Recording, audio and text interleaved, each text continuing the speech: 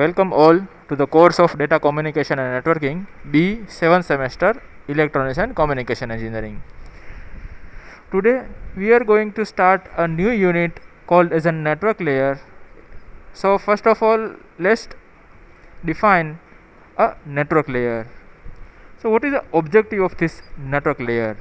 So network layer is responsible for source to the destination delivery of a packet possibility across multiple networks or links, whereas the data link layer oversees the delivery of the packet between the two systems on the same network in the links. The network layer ensures that each packet gets from its point to the origin to its final destination. So we can say that the network layer is responsible for the delivery of individual packets from the source to the destination host. The network layer adds a header that includes a logical address of a sender and the receiver to the packet coming from the upper layer. If a packet travels through the internet, we need this addressing system to help the distinguish the source and the destination. When independent networks or links are connected together to create an internetwork, routers and switches route the packets to their final destination. One of the functions of the network layer is to provide a routing mechanism. So over here we first discuss the logical addressing, referred as an IP addressing in the internet.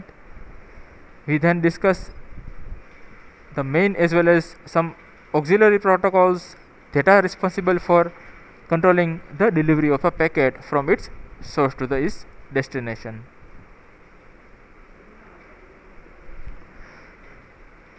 So we have discussed in our previous chapter the communication at a network layer is a host to host or a computer to computer. A computer somewhere in the world needs to communicate with another computer somewhere else in the world.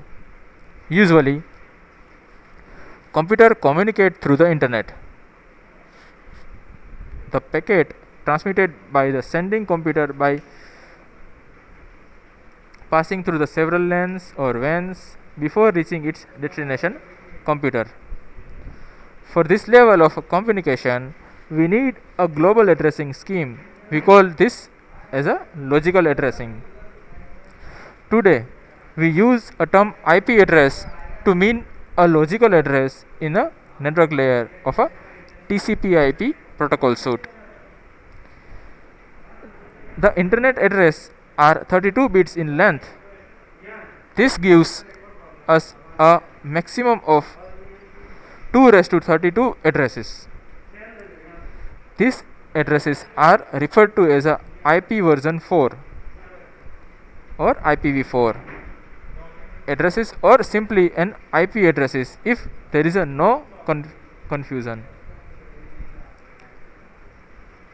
The need for the more addresses, in addition to the other concerns about the IP layer, motivated a new design of an IP layer called as a new generation of IP or IPv6, means IP version 6. In this version, the internet uses 128 bits address that gives a much greater flexibility in the address allocation. These addresses are referred to as an IP version 6 addresses. In this chapter, we first discuss the IP version 4 addresses, which are currently being used in the internet. We then discuss an IP version 6 addresses, which may become a dominant in the future. So right now we are using an IP version 4 in our PCs and laptops. In the nearby future, when a particular number of IP version 4 is existing, or we can use all the IP version 6, then we use for an IP version 6. Okay, so let's start our first topic of IP version 4 address. In IP version 4 or IPv4, it is a 32-bit address that is uniquely and universally defines the connection of a device, for example, a computer or a router, to the internet.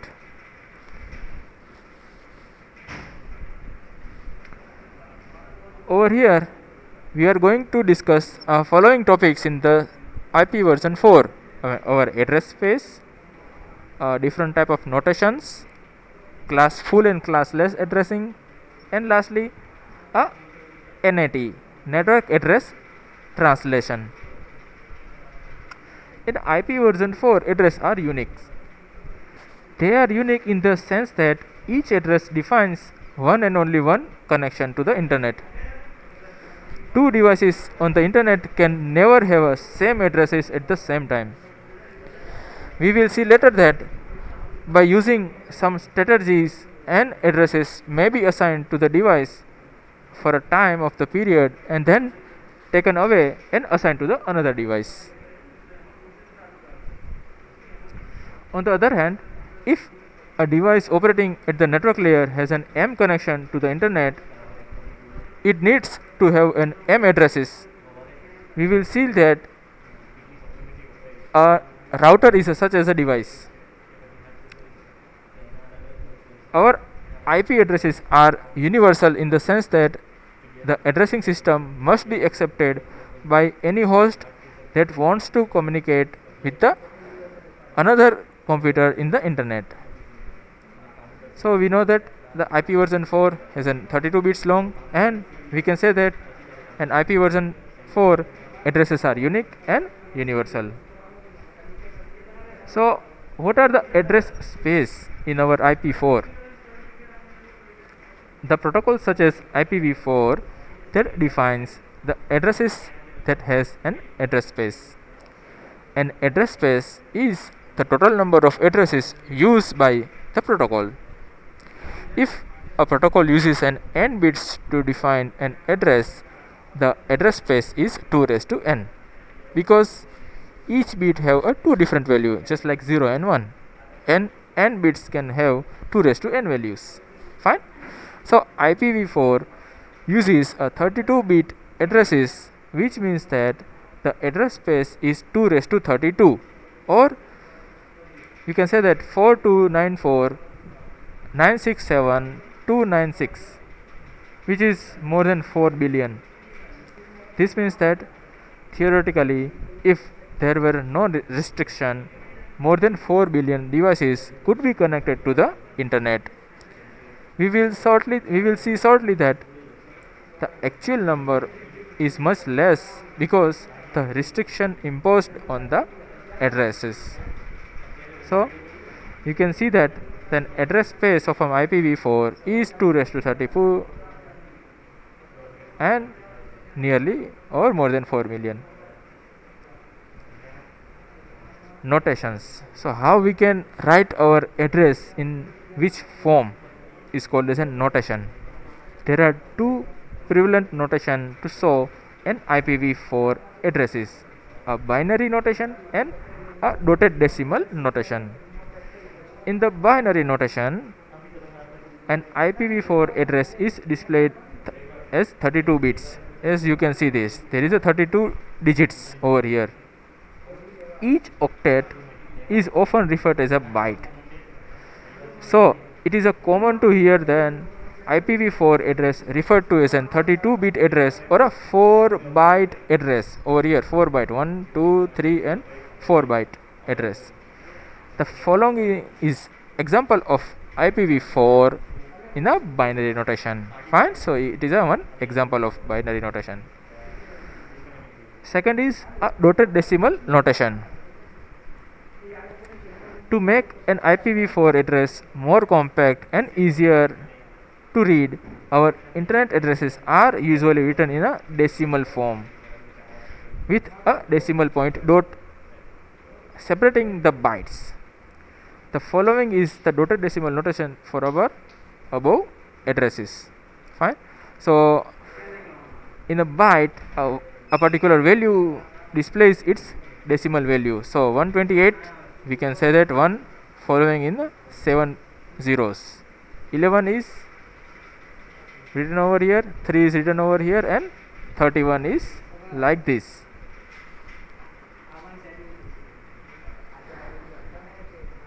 So our figure is an IPv address in the both binary and decimal notation. Note that because the each byte or octet over here it is a 8 bits and each number is a dotted decimal notation in a value ranging from 0 to 255, means 256 total value. So let's have an example for this notation. Change the following IPv4 address from an binary notation to the dotted decimal notation. So why or how to convert our binary to the decimal? You have already know how to convert a binary to the decimal with the help of our basic theorem 1, 2, 4, 8, 16, 32, 64 and 128. Okay, so 128 plus 1 is equal to 129. Over here 1, 2 and 8, so total is 11. Over here same is there. Now over here the same fundamental is used, then you can get 239. Okay, so remaining is exercise for you. You can count the value and verify with our result. Okay, so I will give you some time to calculate yourself to verify our address notation.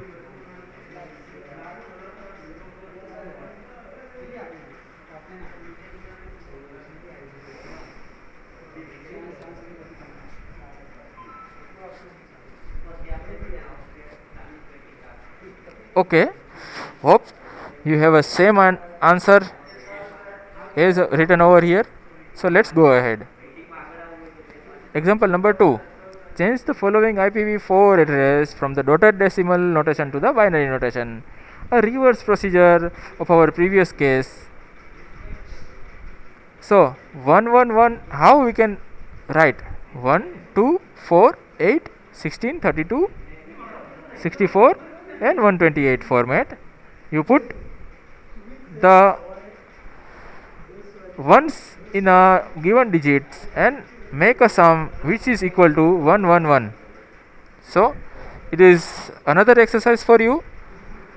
Convert the following dotted decimal notation into binary with yourself and verify your answer with this answer. So I give you some time to count a particular digit and verify your answer.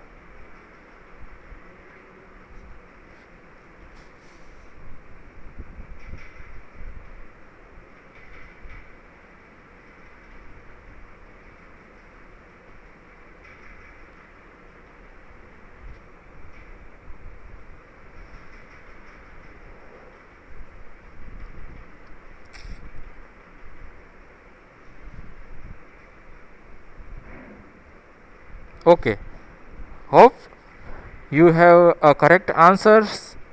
So let's go ahead. Example number 3.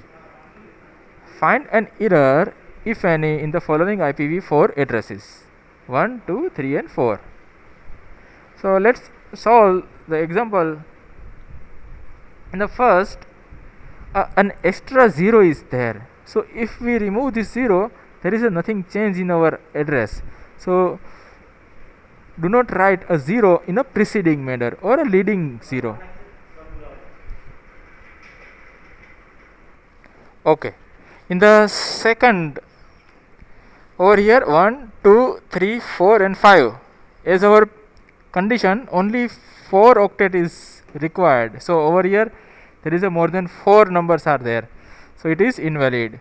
In the third, you can see that a maximum value of each octet will be 255. Over here 301 is there, so it is also a invalid. In the last, you can see a binary and decimal digit, so it is a hybrid condition, so it is also not allowed. a mixture of binary and dotted decimal. Fine.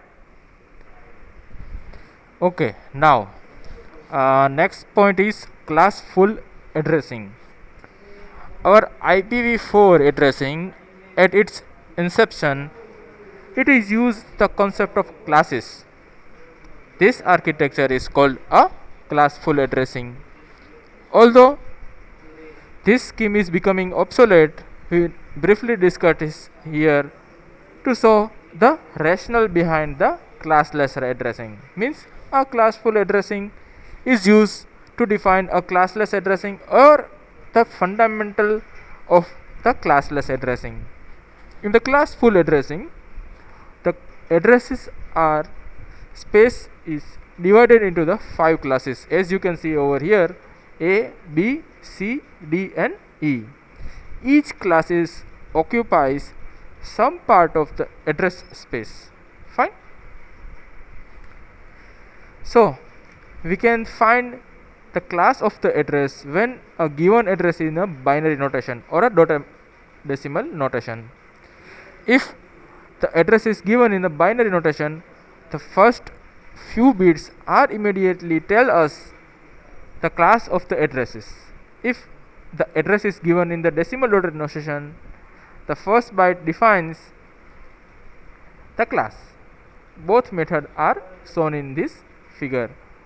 So in this figure you can see that the first is a binary notation and B is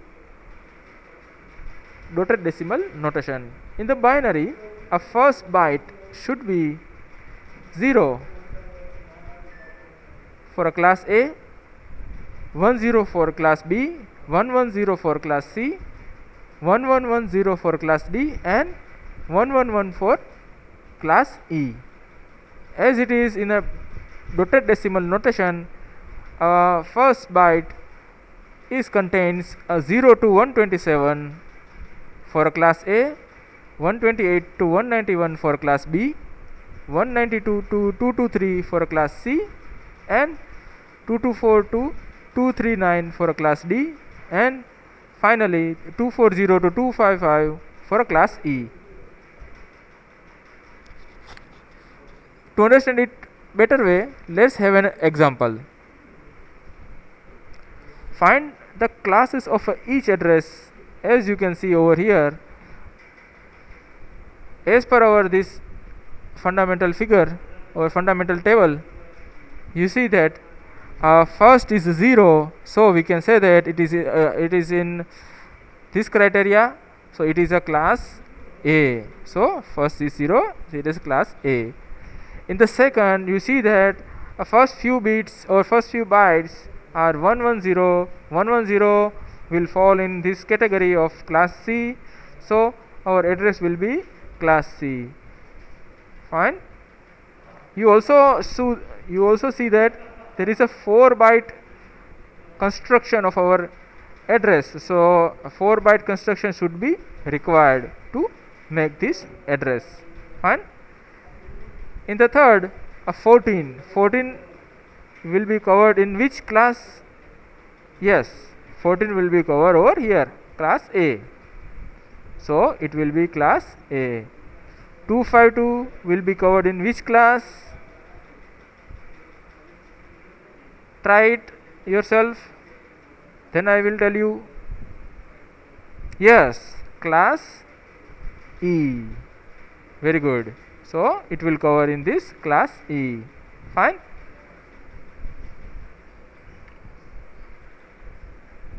Classes and blocks.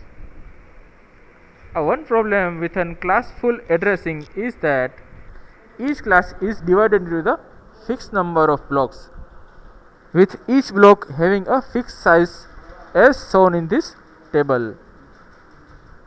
So the number of blocks and block size in a classful IPv4 addressing. Over here, class A have a number of blocks is 128 and block size will be 16,777 216. Then application is unicast.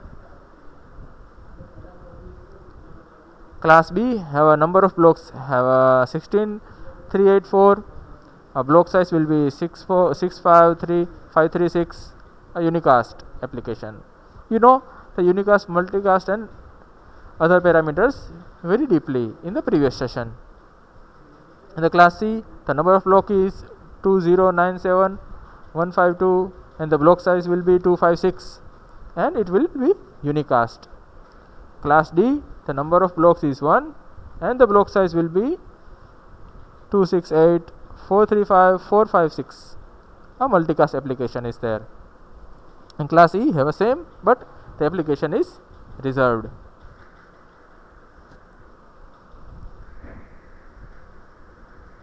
When an organization requested a block of address, it will granted one in the class A, B or C. Class A addresses were designed for a large organization with a large number of attached hosts or routers. Over here, fine. In the class B addresses were designed for a mid-size organization with a tens of thousands of attached hosts or routers. Class C addresses were designed for a small organization with a small number of attached hosts or routers. We can see the flow of this design. A block is in the class A is a too large for almost any organization. This means that most of the addresses in the class A were wasted and were not used. A block in the class B is also a very large. Over here, it is also very large. Probably there is a too large for many of the organization that is received a class B block. A block in a class C is probably too small for any organization, and a class D addresses were designed for a multicasting, as we will see in the letters in the chapter. Each address in this class is used to define one group of the host on the internet.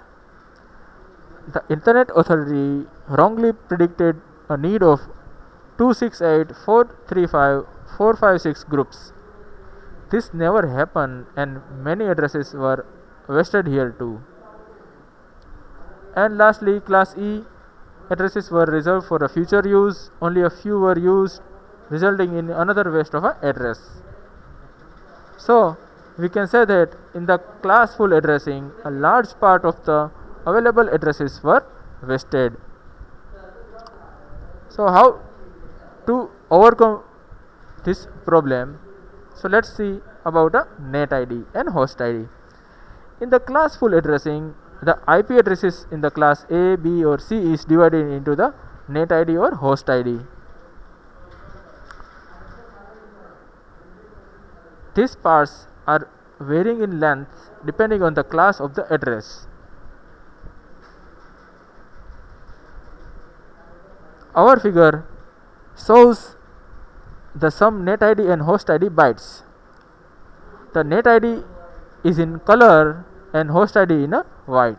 Fine. So in the class A, B, C, yellow boxes are a net ID, while white blocks are a host ID. Note that the concept does not apply for our class D and class E. In a class A, 1 byte defines the net ID and remaining 3 bytes a host ID. In a class B, first 2 bytes defines the net ID and then the 2 bytes defines the host ID. In a class C, 3 bytes defines the net ID and 1 byte defines the host ID. Okay. Next is mask.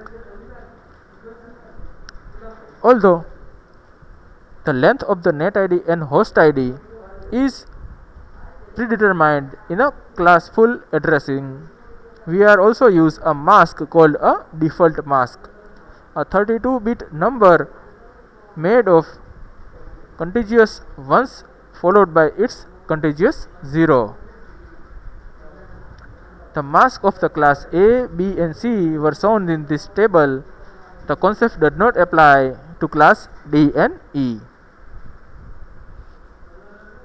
Over here, class A, in the first there is a 8 ones are there. In the class B, 16 ones are there. over here.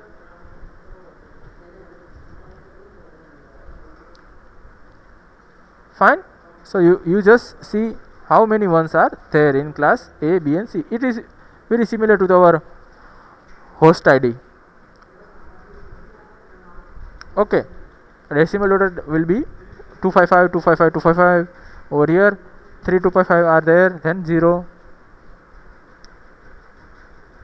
The mask can help us to find the net ID and host ID. For example, the mask of a class A address is 8 ones, which means that the first 8 bits of any address of a class A defines the net ID. Then a next 24 defines the host ID. Similarly, for a B, class B, 16 net ID and 16 host ID. Class C, 24 net ID and 8 host ID. A last column in this table shows the mask in the form of by n, where n will be 8, 16 or 24 in a class full addressing. This notation is also a slash notation or a classless interdomain routing, or you can see that CIDR notation. The notation is used in the classless addressing, which will be discussed later. We introduce here because it can also be applied to the classful addressing. We will show later that classful addressing is a special case of classless addressing. Fine. So CIDR is useful for both classful and classless. Okay. Next is subnetting. What is a subnetting? During the era of a classful addressing, subnetting was introduced. If an organization was granted a large block in a class A or a B, it could divide the address into the several contiguous groups and assign each group to the smaller network called as an subnet, or in the rare case, share the part of the address with neighbors. Subnetting increases the number of ones in the mask. As we will see in the later, we discuss the classless addressing. The subnetting is, you can see that, or you can say that, a division of our address into the some smaller part. Fine. Next is supernetting. The time come when the most of the class A and class B addresses were depleted. However, there was still a huge demand of mid-sized blocks. The size of the class C block with a maximum number of 256 addresses does not satisfy the need of the most organization. Even a mid-sized organization needs more addresses. One solution was supernetting. In the supernetting, an organization can combine several class C blocks to create a larger range of addresses, means a reverse of our subnetting. In the subnetting, addresses is divided. Over here, the addresses are combined. So we can say that several networks are combined to create a super network or supernet. An organization can apply for the set of the class C blocks instead of the just one. For example, an organization that needs 1000 addresses can be granted 4 contiguous class C blocks. The organization can then use these addresses to create one super network. Supernetting decreases the number of the ones in the mask. For example, if the organization is given 4 class C addresses, the mask changes from 24 to 22. We will see that the classless addressing eliminates the need of a supernetting. Last is address depletion. So what is address depletion? The flaws in the classful addressing scheme combined with a fast growth of the internet lead to the near depletion of an available addresses. Yet, the number of a device on the internet is much less than 2 raised to 32 address space. We have run out of the class A and class B addresses, and a class C block is too small for a most mid-sized organization.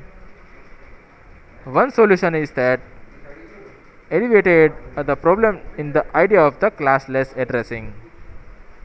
Means this will lead us to go for a classless addressing. So we can say that the classful addressing, which is almost obsolete, is replaced with a classless addressing.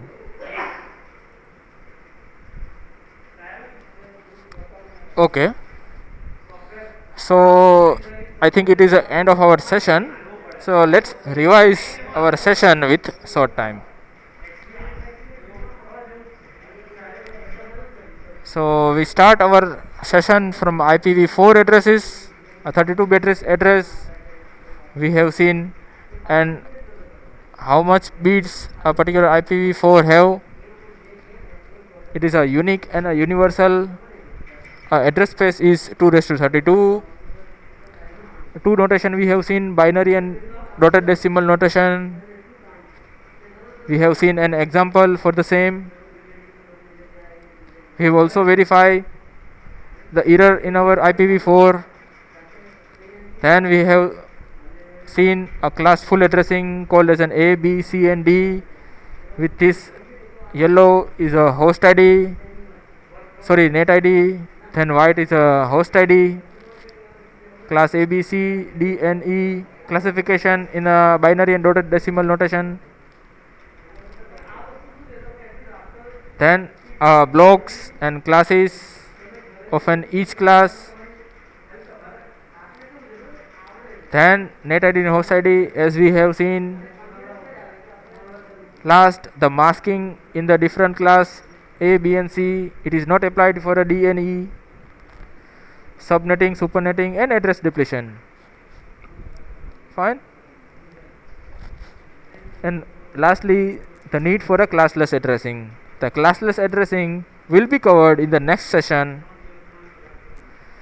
So it is a question for you for this session.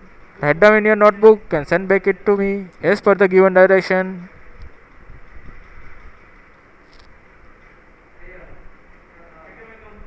Okay students, thank you. See you in the next session.